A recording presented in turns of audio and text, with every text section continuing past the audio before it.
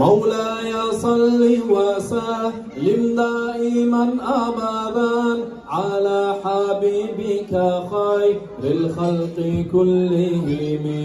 مولاي صل وسلم دائما أبدا على حبيبك خير الخلق كلهم. الحمد لله Allah harmak olanı yesi, kudretinden oylasa ulumlu kalmayesi. Kudretinden bağrına gözleri yarılığımı sağlamak yollar etmek elleri tarıklığımı.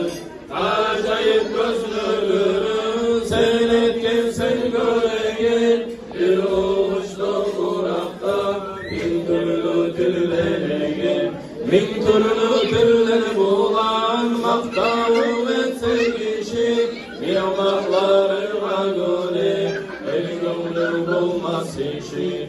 Muhammed Peygamber'dir nimetlarından biri, onu şükür etmek kim niyetir hüneri. Seni birliğin biri boğarda bolup bizde acil Allah'a verginsin ulu devlet.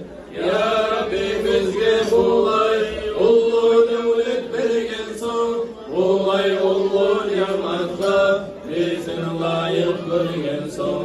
Umur ettirgin bizge artırırken rahmatı, almazsan mı vay bizden kaytarıp bergin zatım.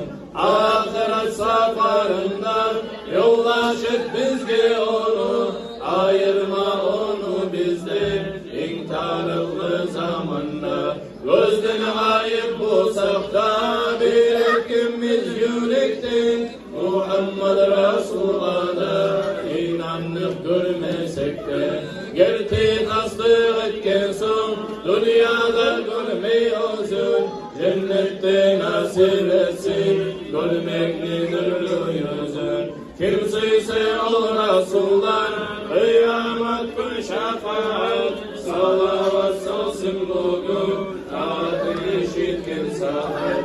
Mevla'ya salli ve sellim daiman abadan ala habibike hayril halki kullihim. Allahümme salli ve sellim ve barik aleyh. صل وسلم دائما أبدا على حبيبك خير الخلق كلهم.